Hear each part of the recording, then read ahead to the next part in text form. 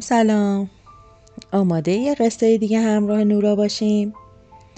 اون شب آسمون پر از ستاره بود، ولی یه چیزی فرق داشت.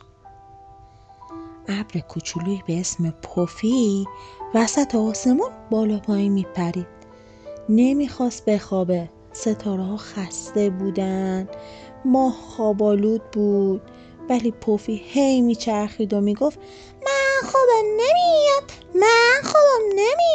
من میخوام بازی کنم.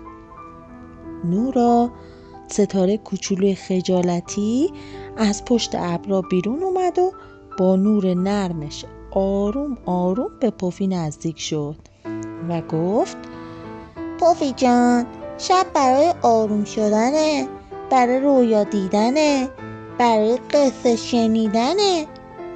پوفی اخم کرد و گفت اما من هنوز بازی نکردم. نورا با لبخند گفت باشه، یه بازی آروم هم میکنیم، اسمش هست قصه سازی با نور. من یه نور کوچولو میتابونم، تو یه شکل بساز، چطوره؟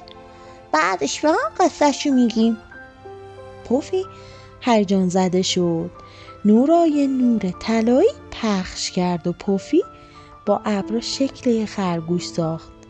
بعد با هم قصه خرگوشو گفتند که دنبال خوابش میگشت. کم کم پوفی خسته شد. چشماش سنگین شد و آروم کنار نورا خوابید. ستاره ها لبخند زدن. ماه چشاشو بست و آسمون آروم شد. نورا مثل همیشه از پنجره اتاق کوچولو رد شد و زیر لب زمزمه کرد شبتون آروم کوچولوهای نازنین. یادتون نره نورا همیشه همین نزدیکی هست. دوستتون دارم.